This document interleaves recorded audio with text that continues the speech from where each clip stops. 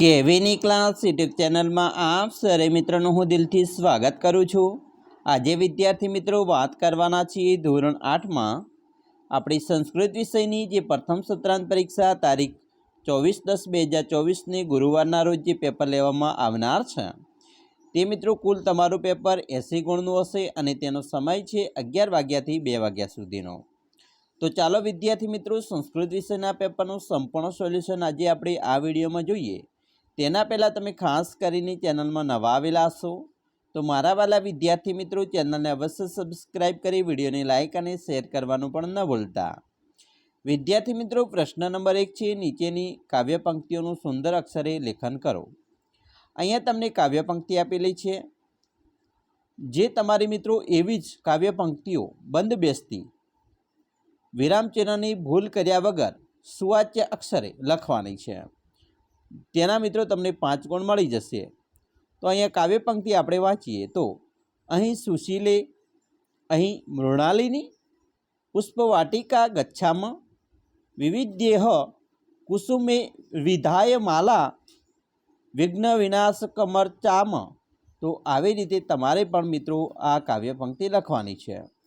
વિદ્યાર્થી મિત્રો ધોરણ 3 થી 8ની પ્રથમ સત્રાંત પરીક્ષા 2024-25 માટે ખાસ ઉપયોગી મોસ્ટ આઈએમપી બ્લુપ્રિન્ટની તમારે જરૂર હોય તો પ્રશ્નપત્ર બધા જ વિષયના રેડી ટુ પ્રિન્ટ પ્રશ્નપત્ર સોલ્યુશન સાથેની પીડીએફ તમને માત્ર મળી જશે, જેમાં મિત્રો એક વિષયના માત્ર 20 રૂપિયા છે।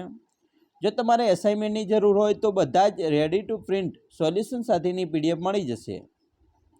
આ મેળવવા માટે તમારે મિત્રો પ્લે સ્ટોરમાંથી ઓશિયન કોચિંગ ક્લાસ નામની જે એપ્લિકેશન છે તે ડાઉનલોડ કરી અને ત્યાંથી તમે મેળવી શકો છો। વિદ્યાર્થી મિત્રો પ્રશ્ન નંબર 2ની વાત કરીએ। કૌંસમાં આપેલા શબ્દોમાંથી ઉચિત શબ્દ પસંદ કરી ખળગ્યા પૂરો। મિત્રો અહીંયા તમે જોઈ શકો છો આ જે ચિત્ર છે પહેલું તેમાં એક પોપટ છે અને એક સ્ત્રી છે, એટલે કે એક બાલિકા છે, બાળકી છે। તે પોપટ સામે હાથ કરીને કહે છે કે એસહ સુકહ, આપણે ખળગ્યા પૂર્ણ કરવાની છે। ખળગ્યા સુકહ એસહ સુકહ એટલે કે આ પોપટ છે। બીજું ચિત્ર તમે જોશો તેમાં એક બાલિકા સિંહની સામે હાથ કરીને કહે છે ખાલગ્યા સિંહ, તો સહ સિંહ। ત્રીજું મિત્રો છે એક બાલિકા ટેબલ સામે હાથ કરે છે અને કહે છે ખાલગ્યા ઉત્પીઠિકા, તો જવાબ આવશે એસા ઉત્પીઠિકા। ચોથું અહીંયા એક ફાઇલ સામે મિત્રો બાલિકા હાથ કરીને કહે છે ખાલગ્યા સચ્ચિકા, તો જવાબ આવશે સા સચ્ચિકા। પાંચમું છે ચિત્ર એક બાલિકા પુસ્તક સામે હાથ કરીને કહે છે ખાલગ્યા પુસ્તકમ, તો એતત પુસ્તકમ। છઠ્ઠું છે ચંદ્રયાન સામે હાથ કરીને બાલિકા કહે છે ખાલી જગ્યા ચંદ્રયાનમ, તો તત્ત ચંદ્રયાનમ। તો આવી રીતે તમારે પણ ખળગ્યા પૂર્ણ કરવાની આવશે। પ્રશ્ન મિત્રો 3 છે, બંને કોષ્ટકના શબ્દોનો ઉપયોગ કરી 4 વાક્યો બનાવો। અહીંયા તમે જોઈ શકો છો આ કોષ્ટક છે અને આ કોષ્ટક, આ બંનેમાંથી એક એક શબ્દ લઈને આપણે વાક્ય લખવાના છે। તો ચાલો 4 વાક્ય, પરંતુ 4 કરતાં વધારે વાક્ય આપણે લખીએ। પહેલું છે એત ગજાહ, તા ચટકા, એતાની ચિત્રાણી, તાની પાત્રાણી, વયમ બાલકાહ, યુયમ સૈનિકાહ, એતાહ મહિલા ને તેહ અશ્વાહ। તો આવી રીતે આપણે વાક્ય બનાવી શકીએ। પ્રશ્ન 3 ઉદાહરણ મુજબ વાક્ય બનાવવાના છે। અહીંયા ઉદાહરણ આપેલું છે નટરાજ ચિત્રમ, તો વાક્ય બનશે નટરાજસ્ય ચિત્રમ અસ્તિ। તેવી રીતે પહેલું વાક્ય છે રમેશઃ ગૃહમ, તો રમેશનું થશે રમેશસ્ય, ગૃહમનું થશે ગૃહમ અને પાછળ અસ્તિ લગાવવાનું છે, જે ઉદાહરણ મુજબ આપણે વાક્ય બનાવવાનું છે। બીજું વાક્ય સુરેશઃ ઉદ્યાનમ, તો સુરેશઃ ઉદ્યાને ચલિતુમ ઇચ્છતિ વા। ત્રીજું બુદ્ધિઃ શિલ્પમ, બુદ્ધસ્ય શિલ્પમ અસ્તિ।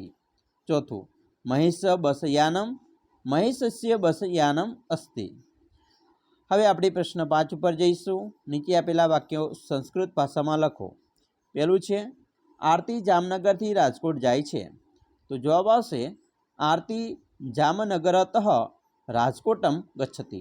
બીજું મિહિર અમદાવાદથી સુરત જાય છે, तो जवाब थशे मिहिरः अमदावादतः सूरतम गच्छति।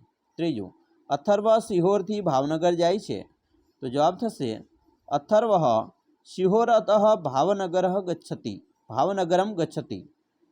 प्रश्न 6 कौंसमां पेला शब्दों उपयोग करी प्रश्न वाक्य बनावो। मित्रों पहलू वाक्य है उद्याने पुष्पम विकसति, तो किम नो उपयोग करीने वाक्य बनावीए। तो उद्याने किम विकसति।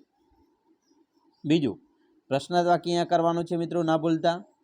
बीजो वाक्य है प्रवीणः मंदिरतः उद्यानम गच्छति, तो कुत्र शब्दनो उपयोग करीने वाक्य बनावीए प्रश्नार्थ वाक्य।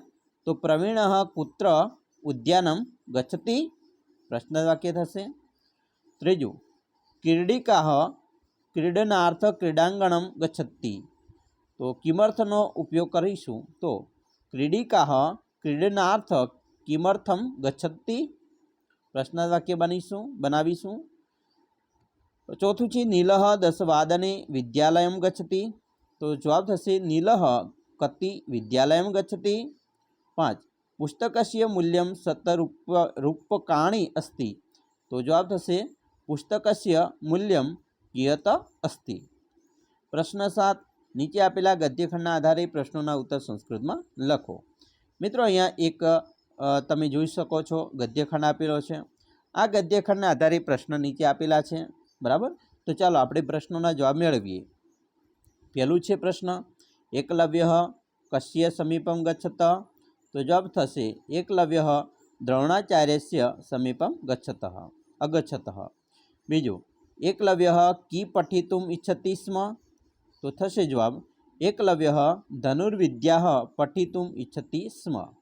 त्रीजो एकलव्यः द्रोणं किम् अवदत्, जवाब थशे अहम अपि धनुर्धरः भवितुम् इच्छामि। चौथुं द्रोणः एकलव्यं की प्रत्यवदत्, जवाब थशे आचार्यः प्रत्यवदत् अहम कौरवान् पांडवान् च पाठ्यामि। प्रश्न मित्रों 8 जोईशुं। कोई एक विषय पर संस्कृत में 6 वाक्य लखो। पहलू है मम दिनचर्या, तो आपणे दिनचर्या विषय मित्रों वाक्य लखीए। तो अहम प्रतिदिनं प्रातः 6:30 उत्तिष्ठामि, बराबर। शयन त्यागं करोमि वा। बीजू ततः अहम दंतधावनं स्नानं च करोमि। त्रीजु वाक्य अहम प्रातः 6:30 7:00 योगासनं करोमि। चौथो वाक्य पश्चात अहम दुग्धं पिबामि अल्पाहारं च करोमि। पांचमो वाक्य अहम प्रातः 9:00 अध्ययनं करोमि। छठो वाक्य अहम 10:30 भोजनं करोमि। सातमो वाक्य अहम 11:30 विद्यालयं गच्छामि। आठमो वाक्य विद्यालये अहम 5:15 विधिवान् विषयान् पठामि। नवमो वाक्य अहम विद्यालयतः सायं 6 गृहम् आगच्छामि। दशमो वाक्य अहम सायं 7:30 खेलामि। 11मो वाक्य शयनपूर्वः अहम प्रार्थना करोमि। अने 12मो वाक्य अहम रात्रौ 10 शयनं करोमि। एना पछी मित्रों बीजू है मम प्रवासः, तो एना विषे आपणे लखी सकीए कि मम प्रवासः अत्यंत रमणीय अस्ति। आ मारा प्रवास विषे मित्रों लखવું હોય तो आ रीते वाक्य लखी शकाय। बीजू गंतव्यं स्थले वस्त्राणि किंचित् परिवर्तितानि। त्रीजु अहम यात्रायाः सुखम अनुभूतवान्। 4 मार्गे सुरम्याः दृश्यम अत्यंत मनोहरम। 5 यत्र गत्वा अहम नवाना सांस्कृतिकानाम् अनुभवः प्राप्तवान्। छठो वाक्य प्रवासस्य समाप्य अहम परिजनोस्मि सुखमनेन। प्रश्न मित्रों 9 है एनो है नीचे आपेला संख्या संस्कृत में अंको लखो। 68 है आ रीते लखाय। 74 ने आ रीते लखाय। 96 है आ रीते लखीशू। 81 ने आ रीते लखाय अने 36 ने आ रीते लखाशे। प्रश्न 9 नो ब है नीचे आपेली संख्या ने संस्कृत में लखो। आ मित्रों संस्कृत में लखेलू है तमने, बराबर। आ 12 आ रीते लखेला है। તેને સંસ્કૃતમાં શું કહેવાય? તો દ્વાદશનમ કહેવાય. 40 આ રીતે લખેલા હશે તો એને ચત્વારીશત કહેવાય. મિત્રો અહીંયા 24 છે તો 24 તમને આ રીતે લખેલા હશે તો એને ચતુર્વિશતિ કહેવાય. 99 છે તો મિત્રો 99 આવી રીતે લખેલા હશે તો એને નવનવતિ કહેવાય. અને આ છે 16, બરાબર. આ રીતે તમને સંસ્કૃતમાં આવશે અને કઈ શબ્દોમાં લખો તો એને ષોડશન કહેવાય. પ્રશ્ન 10 આપેલા સમયને સંસ્કૃતમાં અંકોમાં અને સંસ્કૃતમાં લખવાના છે. તો અહીંયા મિત્રો જે 10 વાગ્યે 15 મિનિટ થઈ છે તો એને શું કહેવાય? તો એને સપાદશ વાદનમ કહેવાય. 7:30 થયા છે ઘડિયાળમાં તો તેને સાર્ધ સપ્તવાદનમ કહેવાય, બરાબર. સવા થયા હોય તો સપાદ આવે અને સાડા હોય તો કોઈ એને સાર્ધસ કહેવાય, બરાબર, સાર્ધ. પછી 11:15 થયા હોય તો એને પદોન એકાદશ વાદનમ, બરાબર, 11:15 વાગ્યા પદોન. પછી મિત્રો અહીંયા 8માં એટલે કે 7:55 થયું હોય તો એને પંચોન અષ્ટવાદનમ કહેવાય, બરાબર. પછી અહીંયા 9:10 થઈ હોય તો એને દશાધિક નવવાદનમ, બરાબર. પછી અહીંયા મિત્રો 6:50 થઈ હોય તો એને દશોન સપ્તવાદનમ કહેવાય. હવે શ્લોક પૂર્તિ કરવાની છે. પ્રશ્ન 11માં જેમાં સદા વક્રી ખલ્યા 10મો ગ્રહ તો છે જવાબ સદા વક્રી સદા ક્રૂર કન્યા રાશિ સ્થિત સદા સદા પૂજામાં પેક્ષતે જા માતા 10મો ગ્રહ, બરાબર. એના પછી બીજું છે શ્લોક અહીં દિનેશ પ્રણવ ગણેશ જ્ઞાન નિધિ સચ્ચિનુયાયમ અહીં શારદે ગિરિજે વરદે જ્ઞાનવારિધ્યો વિહરામ. ત્રીજો મિત્રો શ્લોક છે વૈદ્યરાજ નમસ્તુભ્યમ યમરાજસ હોદરે યમસ્તુ હરતિ પ્રાણન વૈદ્યમ વૈદ્ય પ્રાણાન દાનાની ચ. ચોથું છે મિત્રો શ્લોક તન્વા મનસા હિતમ ચરંત સદા ગુરુન અનુગચ્છામ ભારત માતુ સેવા સત્કાર દેશ હિતાર્થમ જીવામ. તો વિદ્યાર્થી મિત્રો આવી રીતે તમારે પણ શ્લોક પૂર્તિ કરવાની આવશે અને તમારું પ્રશ્નપત્ર મિત્રો આવી રીતે પૂછાવાનું છે. આ મોસ્ટ આઈએમપી પેપર છે. મેં આશા રાખીએ છીએ તમને આપણા વિડીયો ખૂબ જ ઉપયોગી નીવડશે. મિત્રો વિડીયો ગમે હોય તો લાઇક શેર અને સબસ્ક્રાઈબ કરવાનું ન ભૂલતા અને તમારી પરીક્ષા માટે તમને અત્યારથી જ અમે બેસ્ટ ઓફ લક કહીએ છીએ.